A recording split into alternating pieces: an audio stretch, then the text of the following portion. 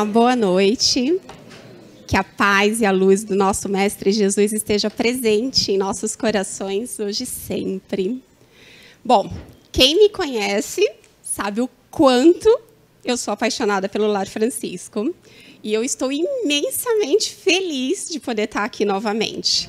Tem exatamente 1 ano que eu não venho fazer palestra na casa. Foi 1 ano que eu fiz um pequeno recesso das palestras espíritas. Precisei me dedicar um pouquinho a um estudo no meu campo profissional.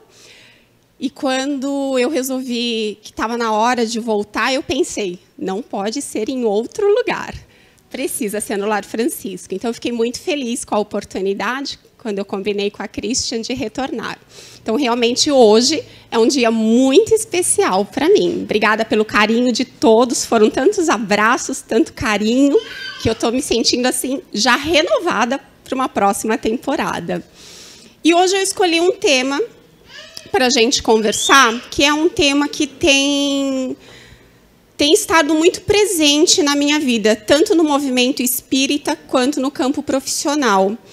E quando eu decidi que eu precisava estudar um pouco mais sobre esse assunto, onde eu precisava me especializar um pouco mais na questão da depressão, isso se deu esse ano exatamente, no início do ano, quando nós tivemos um encontro de mocidades espíritas, que, para quem conhece, nós temos a Comerge, que é um encontro que acontece no período do Carnaval.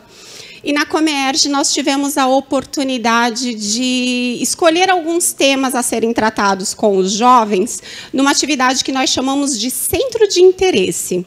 Então, nós montamos alguns temas, alguns estudos, e deixamos os jovens à vontade para escolher qual tema chama mais atenção. Então, nós falamos de política, nós falamos de sexualidade, nós falamos de mediunidade e nós falamos de depressão e suicídio. E eu fiquei responsável por esse centro de interesse. Então, eu preparei todo o estudo e, quando nós distribuímos a lista para eles se inscreverem nos centros de interesse, eu fiquei realmente muito surpresa com a quantidade de jovens que escolheram o centro de interesse para falar de depressão. E mais surpresa ainda quando lá, com eles se sentiram muito à vontade para falar das suas dores, das suas angústias, do quanto eles se sentiam melancólicos e sofridos. E aquilo me tocou e eu percebi que a gente não pode mais fechar os olhos. A gente precisa entender que a depressão é, sim, a doença do século. A depressão atinge jovens, adultos, idosos e, infelizmente, crianças. Hoje, nós temos crianças chegando aos consultórios com quadro de depressão. Então, não dá para a gente fingir que isso não está alarmante. E é por isso o tema da noite, né? Depressão juvenil, uma tragédia silenciosa. Isso porque, muitas vezes, nós não percebemos o que está acontecendo perto de nós. E para que a gente possa falar um pouquinho da depressão no olhar da juventude, né? Neste âmbito da juventude, a gente precisa falar um pouquinho sobre a adolescência. Entender um pouquinho qual é a diferença, né, do nosso olhar adulto para o olhar do adolescente. Então, a gente tem que lembrar que a adolescência é um momento de muita dificuldade para os jovens, até de aceitação deles mesmos com eles mesmos, né, por conta do corpo que está em transformação, por conta da relação com a sociedade que se transforma. Até então, eles eram crianças, até então, eles podiam fazer birras, até então, eles eram tratados cheios de mimos, e, de repente, as coisas vão mudando. E eles têm dificuldade de lidar com isso. Isso tudo mexe com as emoções do adolescente. Todos nós já fomos adolescentes um dia. A gente precisa tentar lembrar disso quando a gente estiver em contato com um adolescente. Então, são turbilhões de emoções que eles sentem e que, realmente, às vezes, eles não sabem como lidar. Então, é um período de muita dificuldade, porque as transformações que eles passam, eles não se sentem preparados para isso. Hoje, nesse mundo contemporâneo que a gente vive um culto exagerado do corpo físico, né? de ter uma presença, de ter um corpo bonito. Existe toda uma política, toda uma questão de ter um corpo que faça diferença. a exigência, né, de ser magro, de estar dentro dos padrões. Então, a gente precisa realmente estar muito atento por essas cobranças que a sociedade faz de uma beleza nem sempre atingível. E quando o jovem não consegue atingir aquela beleza padrão cobrada aí fora, isso para ele também é um conflito, também é um problema. O mau humor, tão característico dos nossos adolescentes, né? Para eles se irritam demais. Eles se irritam com os outros, eles se irritam com eles mesmos, eles se irritam porque eles não conseguem entender o que os pais pensam, o que os professores pensam. Então, eles estão sempre irritados com tudo que os outros falam, com tudo que os outros fazem, e isso eles também acabam criando um campo de irritação ao redor deles mesmos. Eles se irritam principalmente quando esse outro são os pais, quando esse outro são os irmãos. E tudo isso faz parte de ser adolescente. Na escola, eles sofrem pressões o tempo todo, pressões que ditam regras para eles, regras de como eles deveriam se comportar, regras de como eles deveriam se vestir, regra de como eles deveriam cortar o cabelo. E tudo isso vai sufocando de uma forma silenciosa. E eles vão se enchendo daquilo e, muitas vezes, não sabendo como lidar com essas emoções. Eles mudam de interesse muito rapidamente. Na adolescência, eles se sentem meio pressionados, porque, para algumas coisas, eles são considerados muito jovens. Não, você não pode fazer isso ainda. Não, você não tem idade para fazer isso ainda. Mas, para tantas outras, nossa, mas você não é mais criança. Você não está vendo que você cresceu? Por que você continua agindo como quando você era criança? Isso tudo, para eles, gera um conflito muito, muito grande. E como se não bastasse tudo isso, a adolescência ainda é aquela fase das descobertas, né? Um período em que a sexualidade está vindo à tona. Eles precisam aprender a lidar com a sua própria sexualidade. E nem sempre os nossos jovens têm em casa, no lar, as orientações necessárias. É claro que hoje os pais já conseguem falar um pouco mais do que os pais de antigamente, mas ainda assim, acreditem, tem muitos pais que têm o assunto sexualidade como tabu. Não falam, não se sentem confortáveis de orientar os seus filhos adolescentes. E na adolescência não é uma questão de querer ou não querer vivenciar a sexualidade. Ela brota, né? É uma emoção, é uma sensação que eles não conseguem dominar. E quando eles não têm orientação adequada, isso tudo para eles se torna um peso muito grande.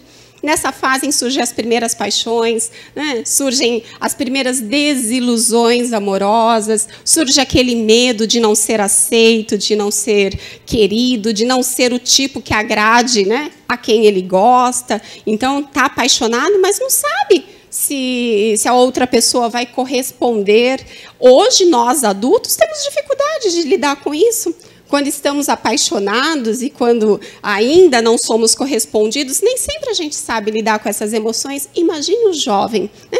Muitos passam pela questão das espinhas no rosto, ou estão acima do peso, ou estão abaixo do peso, e tudo isso faz com que a autoestima deles seja afetada.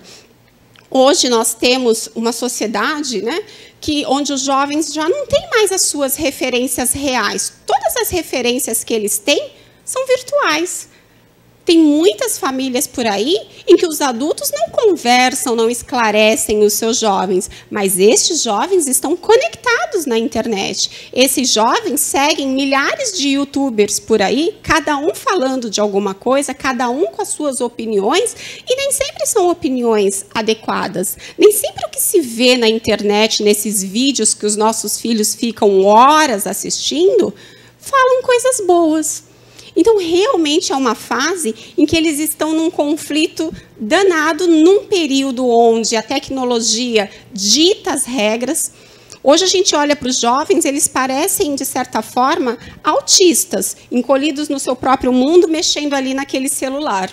Não conversam, não interagem, a gente não sabe o que eles estão assistindo, o que eles estão pensando e muitas vezes nem o que eles estão sentindo. E os pais têm dificuldade de lidar com isso e, ao invés de correr atrás, de se orientar, de se esclarecer, de pensar em como atuar com esse meu filho que está na adolescência e que está com um comportamento estranho, esquisito, arredio. Não, os pais se afastam. E ao se afastar, como quem diz, eu não vou esquentar a cabeça, quer ficar trancado no quarto, fique. Ao se afastar, eles causam, nesses jovens, um sentimento de abandono, um sentimento de que não são amados, de que não são importantes, de que os pais não ligam para eles, e com isso eles acabam tomando atitudes mais radicais para chamar a atenção. E aí eles ganham o título de aborrecentes, porque aí a gente se incomoda com as atitudes radicais deles e criticamos. Então, é importante que a gente esteja atento, porque adolescentes sempre existiram. Né? Nós fomos adolescentes, mas os nossos adolescentes de agora, eles têm algo de diferente. Está tudo tão diferente que nós temos pesquisas que mostram o quanto o índice de suicídio na adolescência tem aumentado. O que tem diferente na adolescência de hoje? Né? Eles apresentam comportamentos muito precoces. E nem sempre comportamentos precoces somente voltados para o intelecto. Nossa, meu filho é tão inteligente. Nossa, ele mostra uma maturidade. Infelizmente, não é esse tipo de comportamento precoce que nós estamos vendo por aí. O que hoje, né, nessa adolescência, a gente percebe muito? Que os nossos jovens estão despreparados para enfrentar os insucessos. Eles ficam frustrados muito fácil. Eles não lidam bem, né, com os nãos da vida. Eles têm dificuldades de respeitar regras. Tudo isso porque eles vivem, né, num ambiente em que os próprios pais, muitas vezes, estão conectados como eles. Muitas vezes, os pais preferem estar ali no WhatsApp, conversando, batendo papo com os amigos, ou assistindo Netflix, e deixam eles de lado. E, com isso, deixam de impor regras, deixam de impor limites, e temos jovens aí que, quando saem para a sociedade, quando é que os nossos jovens saem para a sociedade? Quando eles vão para a escola, quando eles vão realmente interagir com outros amigos em algum local social, eles têm dificuldades de respeitar regras, limites. Então, é preciso que eles conheçam que nós vivemos numa sociedade que depende de leis, que depende de regras, dentro de casa, para que, quando eles forem para a rua, eles já sabem como se comportar. E o que a gente tem visto muito, tá? Está em alta hoje em dia entre os nossos jovens, a ansiedade e a depressão. A ansiedade totalmente ligada a esse costume meio imediatista da nossa sociedade atual. Ninguém tem mais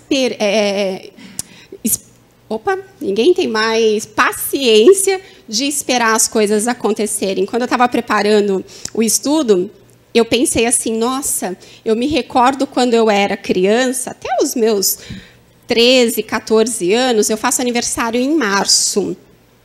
E aí eu já pensava em dezembro, em janeiro, o que era que eu ia pedir de aniversário para os meus pais. Como era em março, eu pedi em dezembro, em janeiro, que era para eles irem preparando.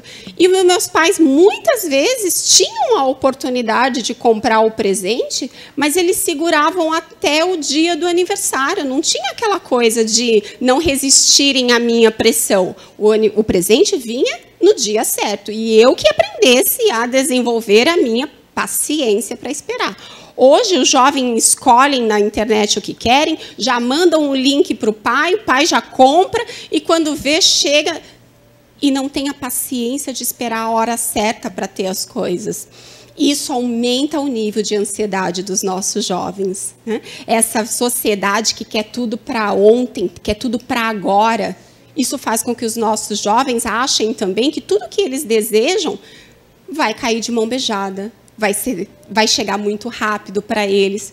E a depressão? Essa é a grande diferença da adolescência de hoje para a adolescência dos nossos tempos lá atrás. Hoje, o jovem consegue, né, mesmo com toda essa facilidade de ter bens materiais, ele consegue se sentir sozinho dentro de casa. Isso porque, apesar dos pais presentes, no fundo, nós estamos nos tornando pais ausentes. Quando eu falo nós, gente, é para realmente não parecer que a gente está direcionando para alguém, específico. Então, vamos nos incluir nisso tudo. Quero eu acreditar que muitos de nós temos este olhar atento aos nossos jovens, sim, mas tantos outros não têm. Tem um psicanalista, George Forbes, que ele fala que hoje nós vivemos uma geração desbussolada. E é engraçado que na fala dele ele diz, gente, foi eu que inventei essa palavra, tá? Desbussolada não existia, mas agora existe. Vivemos uma geração desbussolada. E o que é uma geração desbussolada? É uma geração sem bússola. Antigamente, nós tínhamos sempre alguém que era a nossa referência, alguém que nós admirávamos, alguém que servia para a gente de modelo, alguém que a gente falava, poxa, quando eu crescer, quero ser como fulano. Era um pai, era um avô, era um tio, era um professor, era a mãe, enfim. Tinha alguém real em quem nós podíamos nos mirar. Hoje, os nossos jovens têm uma série de youtubers que eles nem conhecem pessoalmente, que eles nem sabem se são exatamente como eles se vendem naqueles vídeos. Hoje, os nossos jovens estão desbussolados. E quando a gente fala assim de geração, né, uma geração desbussolada, é importante a gente tentar parar para pensar um pouquinho na diferença das gerações. Vamos ver se passou? Acho que vai. Vamos falar um pouquinho da diferença das gerações. Nós temos a geração X, geração Y e geração Z. A geração X é uma geração que nasceu mais ou menos, né, no início dos anos 60 até o final dos anos 70. Essa geração é uma geração que foi educada de uma forma que ter sucesso... Não precisa deixar, não. Que ter sucesso significava comprar a casa própria. Não importa se para comprar a casa própria nós fizéssemos uma dívida de 20, de 30 anos, mas eu tenho sucesso porque comprei a minha casa própria. Era uma geração que ter sucesso significava você escolher uma profissão onde você seria bem-sucedido para o resto da vida fazendo aquilo. Era uma geração que viu a internet chegar. Lá na década de 90, essa geração já era adulta, viu a internet chegar, mas estava ocupada demais sustentando a própria família, ocupada demais, dando conta da sua rotina de trabalho, ouviu falar, assistiu uma notícia de que havia uma tal de internet por aí, mas não teve tempo para parar e se conectar com essa novidade.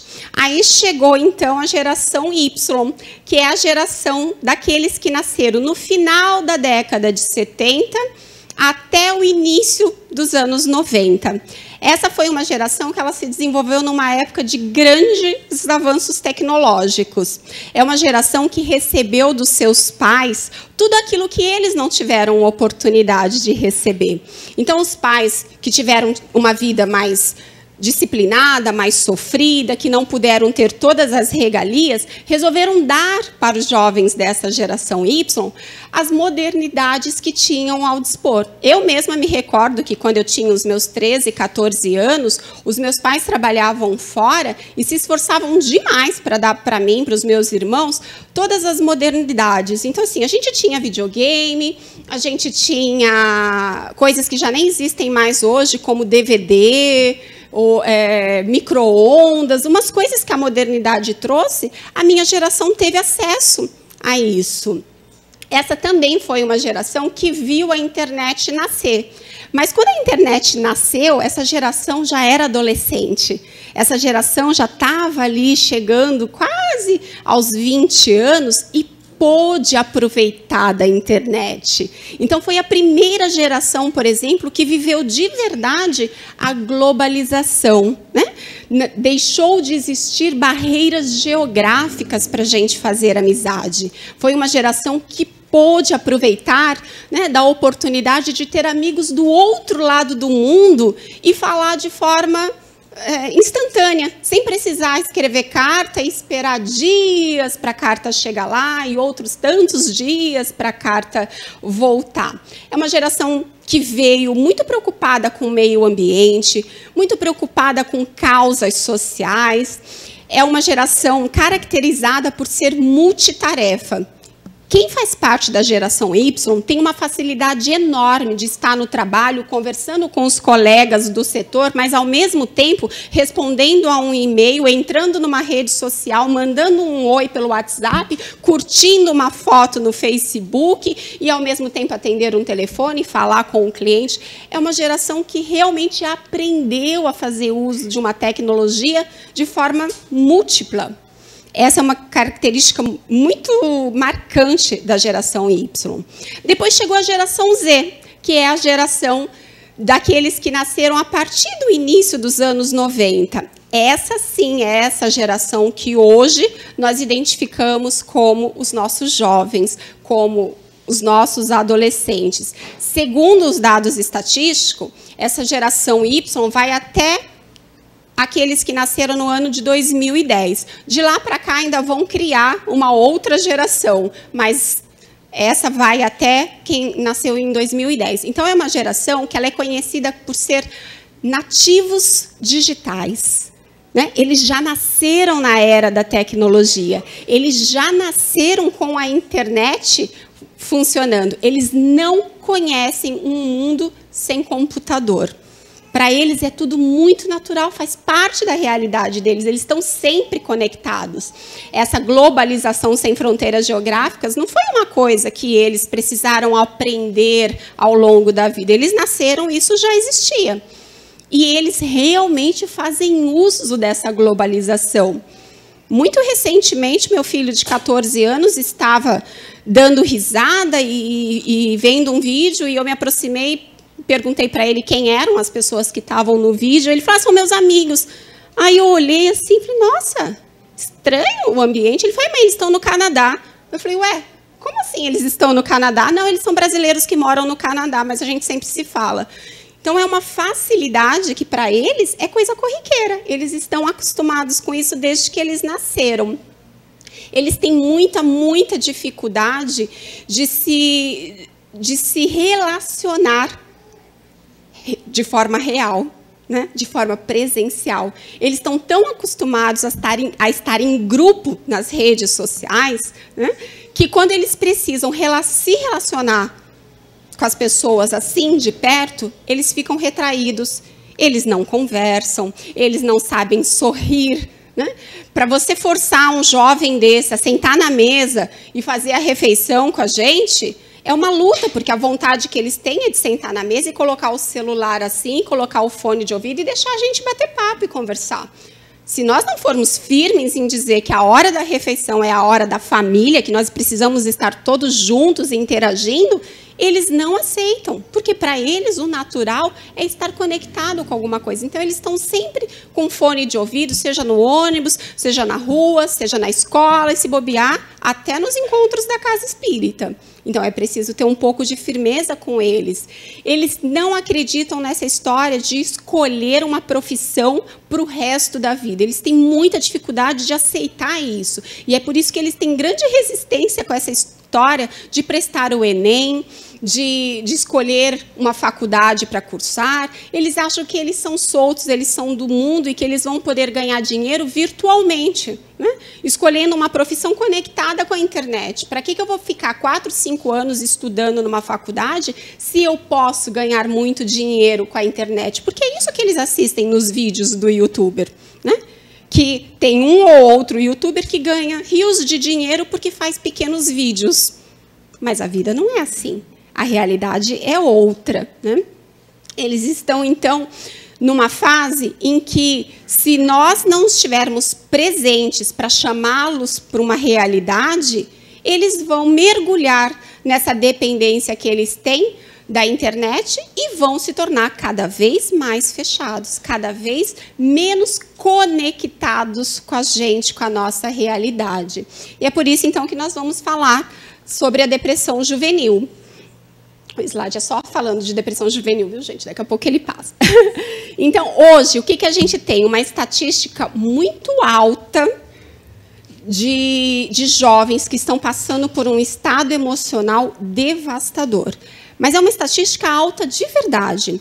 Para se ter uma ideia, nos últimos 15 anos, os pesquisadores disseram que este número vem aumentando de forma alarmante, né? E hoje nós temos um grande número de doenças mentais infantis, quase que numa proporção epidêmica.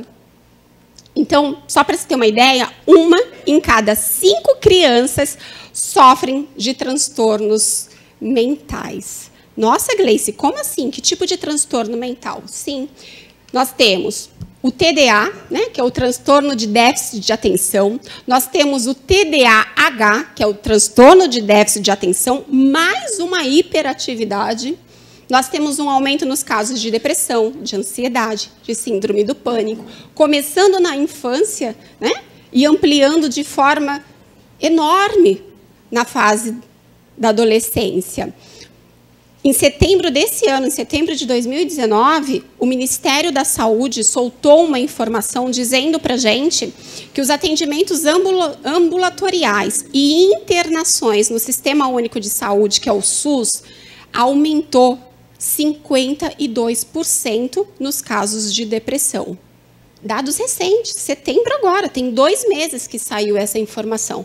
Cresceram 52% os casos de depressão no Sistema Único de Saúde. E ainda, eles completaram a informação dizendo que entre os jovens de 15 a 29 anos, o número foi ainda maior. Aumentou para 115% os atendimentos. Então, gente, tem alguma coisa estranha.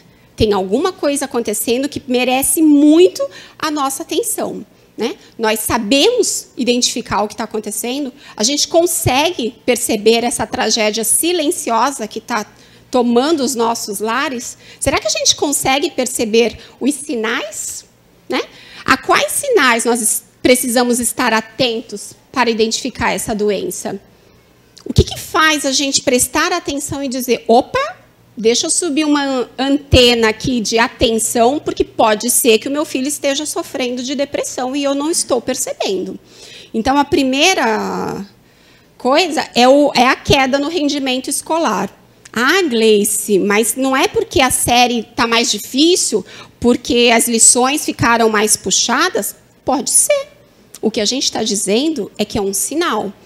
E é preciso estar atento. É claro que é um sinal isolado, mas existem outros. Então, uma queda no rendimento escolar pode ser um fator de risco para nos sinalizar que o nosso jovem pode estar com depressão. Um outro fator é a mudança de comportamento. A gente costuma achar que um quadro depressivo está sempre ligado a uma tristeza, a uma melancolia, né? ao jovem ser mais introspectivo. Também, isso também é sinal de depressão. Mas não é só esse tipo de mudança de comportamento que a gente precisa estar atento.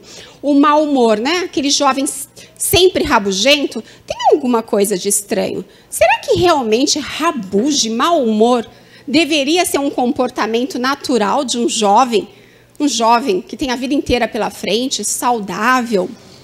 Pode ser um sinal de que alguma coisa está estranha. Uma irritação. Se irritam com tudo e com todos. Qualquer coisa que a gente fale, ou às vezes nem precisa falar, lá está o nosso jovem irritado com a gente. Um aumento ou uma diminuição no apetite. Do nada, o nosso jovem começa a comer demais, ou do nada ele começa a comer de menos. Com isso, talvez a gente perceba um ganho de peso, ou uma perda de peso. Ah, Gleice, mas todo mundo que ganha ou perde peso pode estar com depressão? Não, mas a depressão tem isso como característica também. Então, é importante que a gente saiba quais são os sinais da depressão, para que a gente possa estar atento. E somos nós que vamos diagnosticar a depressão? Não. Havendo a suspeita, nós precisamos buscar, né, os recursos necessários. Precisamos buscar um profissional para que diagnostique com exatidão. Uma outra mudança, um outro sinal no comportamento do nosso jovem é o sono, né, a alteração no sono. De repente, eles passam a ter mais dificuldade para dormir, ou passam a apresentar pesadelos, né? Terem um sono inquieto. Isso pode ser estranho. Uma apatia, um choro excessivo, aquela coisa de estar sempre desanimado, triste, sem um motivo aparente. E a baixa autoestima. Jovens que têm a autoestima muito baixa, se sentem muito feios, se sentem muito patinho feio da sala, da escola, é um sinal preocupante. Um outro indício de depressão é a perda da capacidade de sentir prazer em coisas que antes eram prazerosas. O nosso jovem que gostava de se reunir com os primos no almoço de domingo, o nosso jovem que gostava de ir para a mocidade espírita e do nada deixou de ir, o nosso jovem que gostava de ouvir música ou de ir para a rua andar de skate, né, andar de bicicleta, enfim, coisas que eles gostavam de fazer e, de repente, perderam o prazer por aquilo, também é algo para que a gente se preocupe.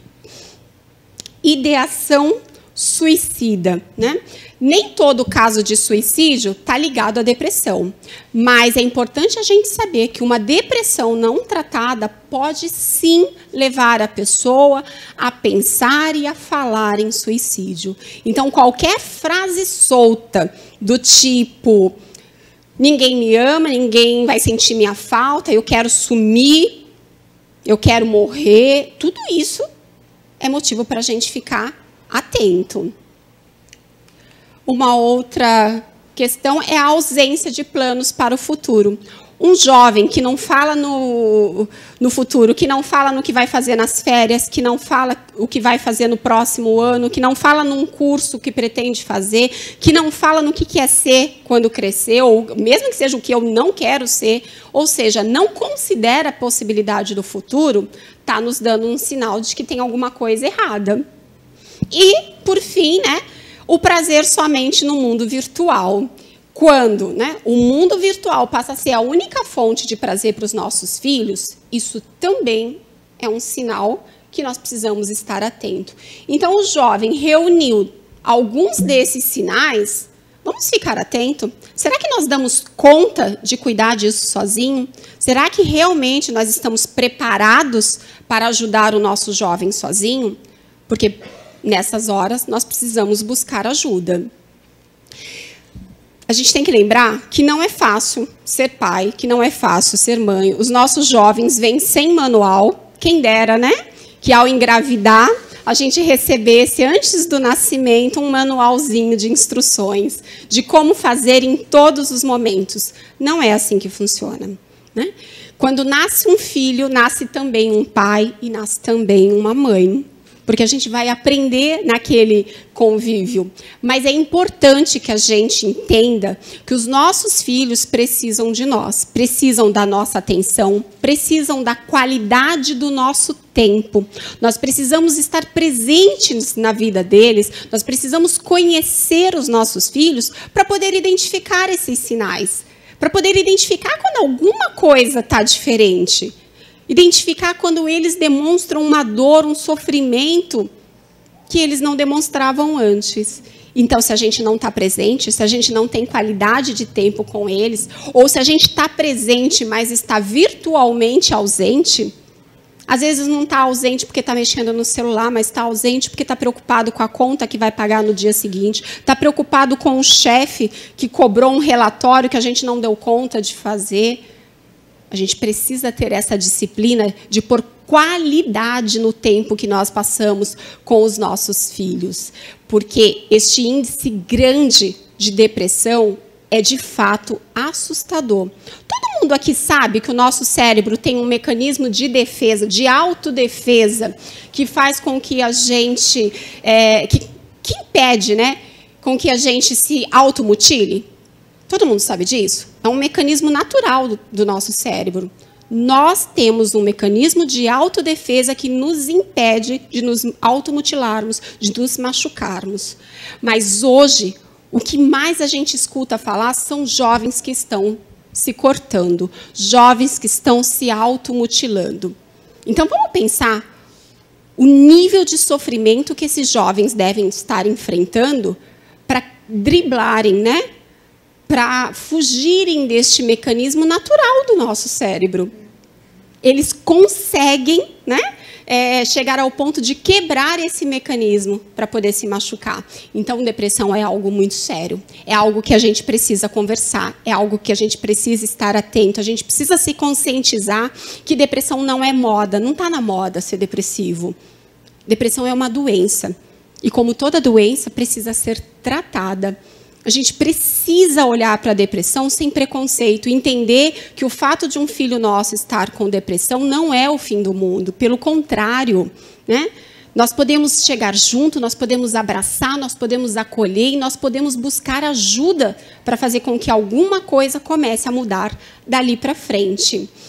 O que a gente está fazendo de errado para os nossos jovens estarem nesse estado de depressão? Será que cabe, né, alguma responsabilidade para nós? Será que a gente falhou em alguma coisa para os nossos jovens estarem assim? Talvez. Será que a gente não está com um excesso de permissividade? Será que a gente não está permitindo demais algumas coisas para as nossas crianças? E eu falo aí nas crianças porque é na infância que a gente tem que começar a colocar algumas regras. Deixar para colocar regras quando eles são adolescentes é muito mais difícil. Então, o trabalho começa bem mais lá atrás, quando os nossos filhos ainda são crianças. Para que, quando chegue na adolescência, a gente tenha o mínimo de uma base sólida para poder orientá-los numa vida moral. Nós precisamos aprender a desenvolver com os nossos filhos um amor vidente. Todo mundo sabe o que é um amor vidente? Não é um amor mediúnico, tá, gente? Ligado à vidência. Um amor vidente é aquele amor que ama, que protege, mas que vê os defeitos. Que é a sua qualidade. Opa!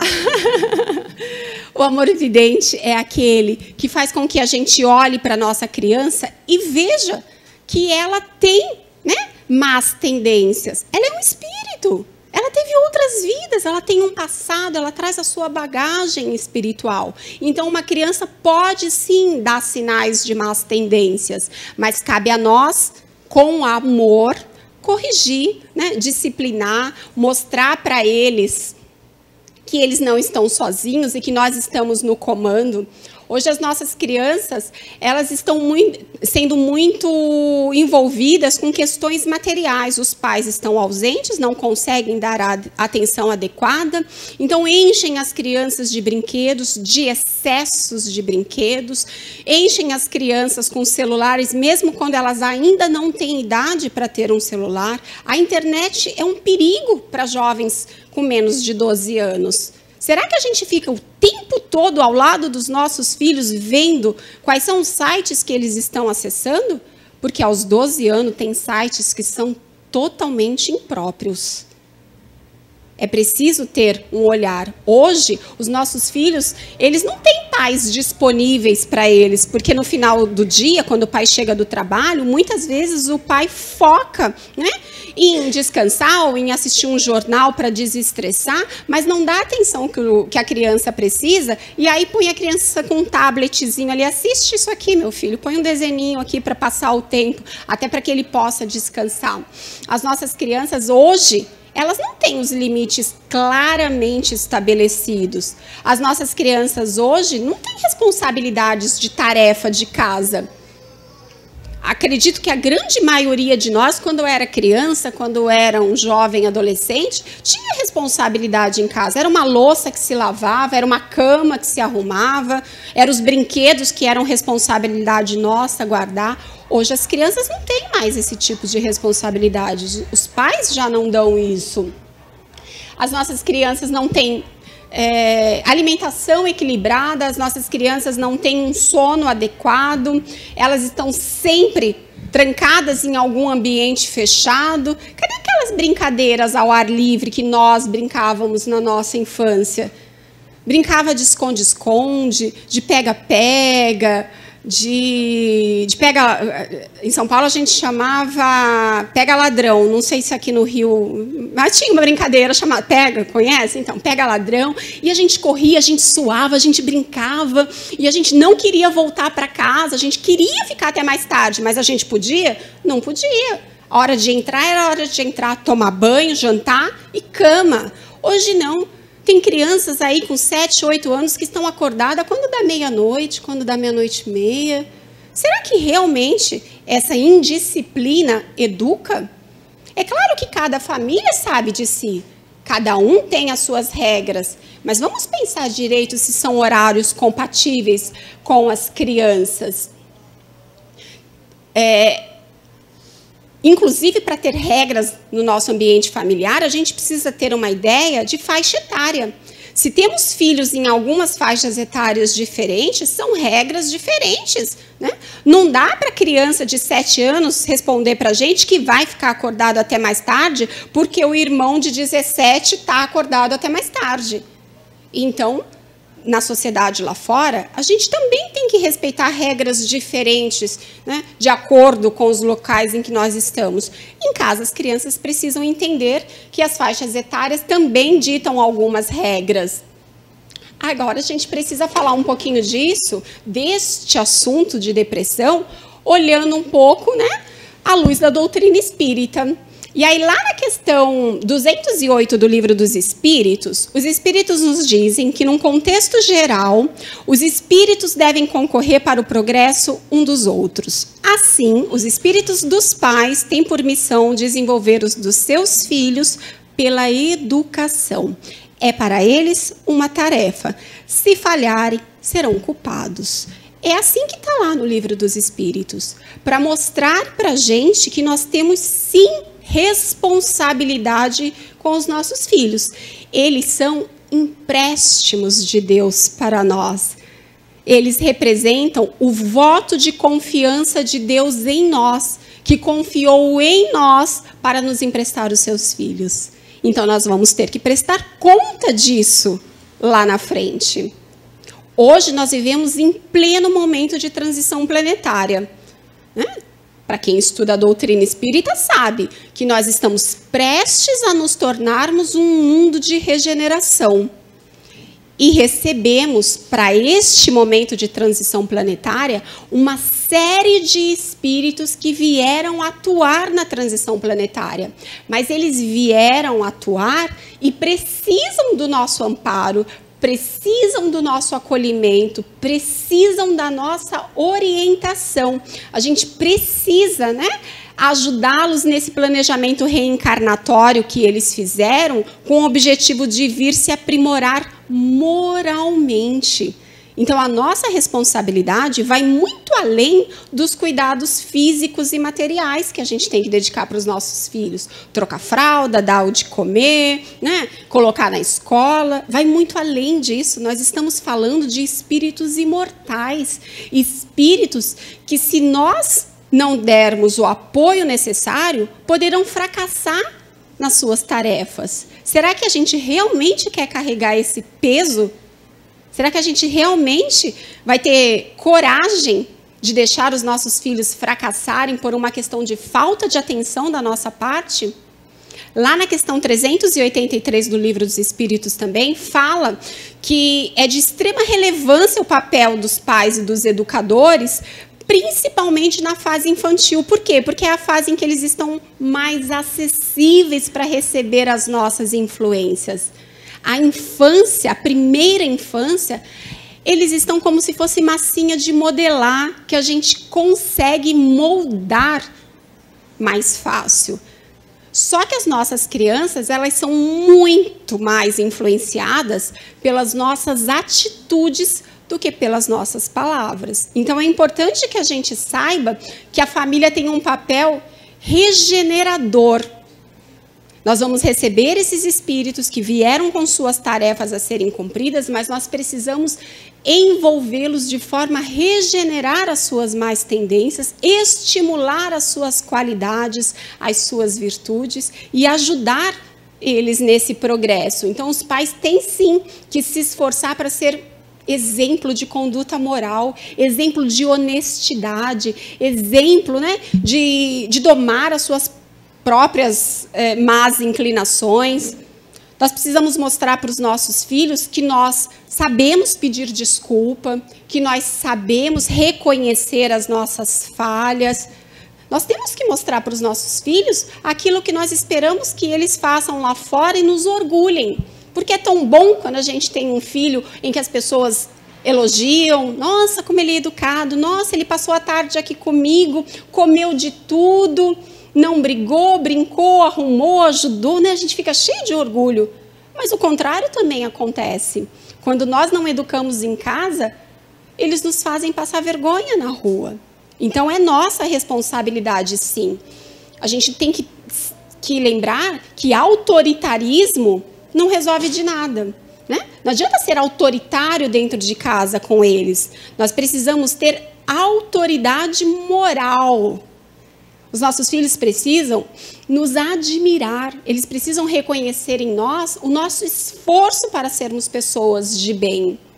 Essa nova geração precisa, né, que a conduta da família seja diferente. Tem um texto no livro Constelação Familiar que o Espírito Joana de Ângeles fala assim: família é a escola de bênçãos onde se aprendem os deveres fundamentais para uma vida feliz e sem cujo apoio fenecem os ideais, desfalecem as aspirações e emurchecem as resistências morais. Então, é no lar que nós vamos dar aos nossos jovens uma base saudável. Quando a gente para conversar com os jovens que estão apresentando um quadro de depressão, quase sempre o que a gente tem de resposta é um ambiente familiar conturbado. É um ambiente familiar onde eles não recebem o mínimo de estrutura. Não é somente assim que a depressão ocorre, mas na grande maioria eles estão assim. Um outro campo que nós precisamos pensar que tem que atuar com essa questão da depressão é a própria casa espírita. A casa espírita também tem que ser acolhedora, também tem que olhar para as nossas crianças e para os nossos jovens como espíritos imortais que eles são. Espíritos que vieram e precisam de uma orientação, de uma base, para conseguirem atuar de forma muito positiva na transição planetária. Então, as casas espíritas precisam, sim, oferecer uma estrutura física, né? Uma sala para evangelização, uma sala para os encontros de mocidade, precisam investir na capacitação de trabalhadores para serem evangelizadores. Faz parte do compromisso da casa espírita ajudar esses jovens, né? De forma que eles possam encontrar amparo. Também tem um trecho do livro Sementeira da Fraternidade que diz que quando você ensina, transmite. Quando você educa, disciplina. Mas quando evangeliza, salva. Então, trazer os nossos filhos para a evangelização infantil é de fundamental importância. Eles precisam disso para construir essa base sólida que vai dar sustentação para eles. Eles precisam ter essa base religiosa, mesmo que depois eles a abandonem, mesmo que depois eles achem que isso não serve para eles, mas eles tiveram na infância. E essa vai ser uma sementinha plantada que eles não vão ter como fugir. Eles precisam, né, ser informados da mensagem do Cristo, para que eles não sejam enganados com as verdades do mundo lá fora, para que eles saibam identificar certas coisas erradas que tem lá fora e que agora chegam para eles maquiada como algo normal. Se eles tiverem uma base, eles terão condições para isso. Hoje, nossos jovens estão inseridos numa sociedade que empurra eles de qualquer forma para questões um tanto quanto duvidosas. Hoje se cultua, né, o materialismo, a importância do ter, né?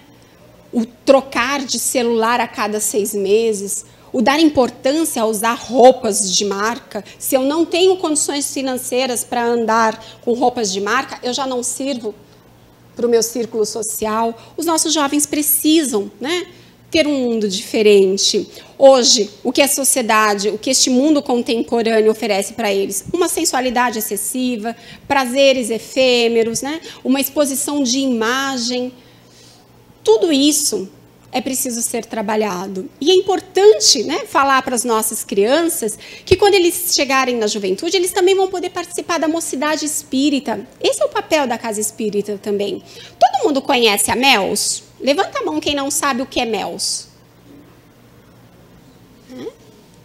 MELS é a Mocidade Espírita Luiz Sérgio, aqui do Lar Francisco de Assis. É um encontro de jovens que acontece todo domingo antes do horário da palestra.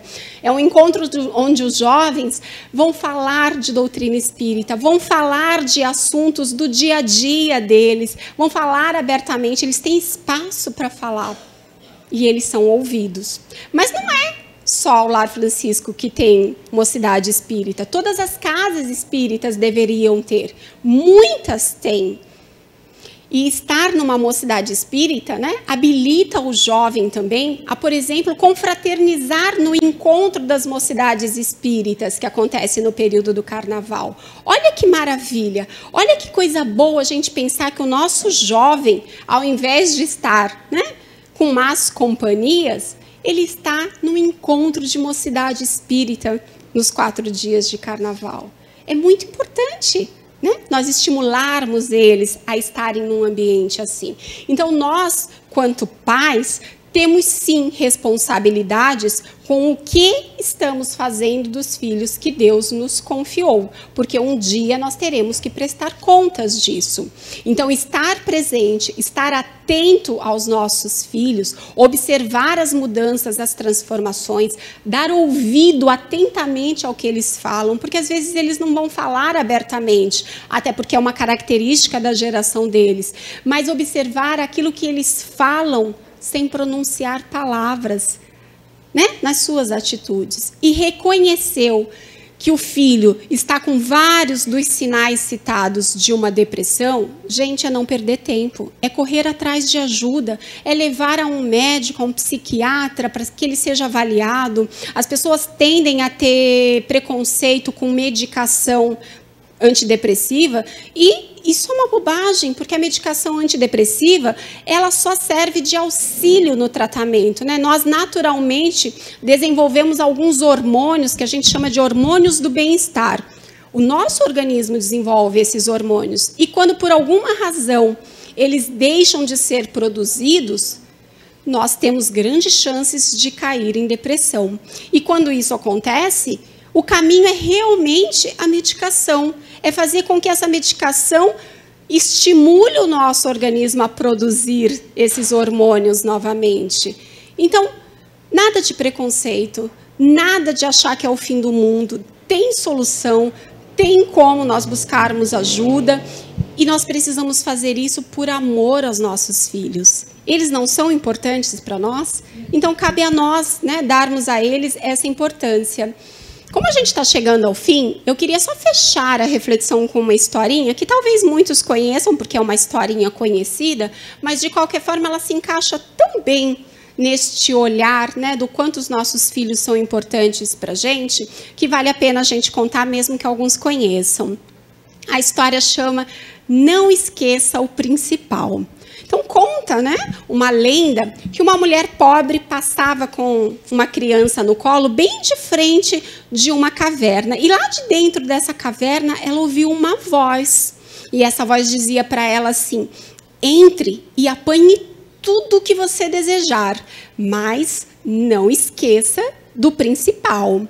Lembre-se de uma coisa: depois que você sair, a porta se fechará para sempre. Então, ela, curiosa, resolveu entrar. Novamente, a voz veio e disse para ela: aproveite a oportunidade, mas não esqueça do principal. Então, ela entrou e se deparou com muito ouro, né? Ela ficou fascinada com aquelas joias todas que estavam dentro da caverna. Então, ela deixou a criança no chão e começou a juntar tudo que ela conseguia juntar de ouro, de joias, colocando no avental que ela estava vestida. De repente, novamente aquela voz veio e disse: você agora só tem 8 minutos. Então, ela se apressou para pegar um pouco mais, e depois dos 8 minutos, ela, carregada de joias, de ouro, saiu correndo da caverna e a porta se fechou para sempre. Foi quando ela percebeu que ela tinha deixado a sua criança lá dentro. O ouro, a riqueza, com o tempo, se esgotou. Mas a dor, o arrependimento, o desespero durou para sempre. Quantas vezes nós estamos deixando de lado aquilo que é o principal para nós? Então, que fique o alerta para que a gente realmente valorize aquilo que importa, aquilo que é importante para a eternidade, que são os nossos filhos, né? Eles são a nossa grande riqueza. Mas a nossa família como um todo, nosso companheiro, a nossa companheira, os nossos amigos, a nossa saúde, que a gente de fato valorize aquilo que é importante, o principal para nos sentirmos felizes. Então fica a reflexão para que a gente não deixe os nossos filhos para trás. Muita luz para todos nós, hoje e sempre.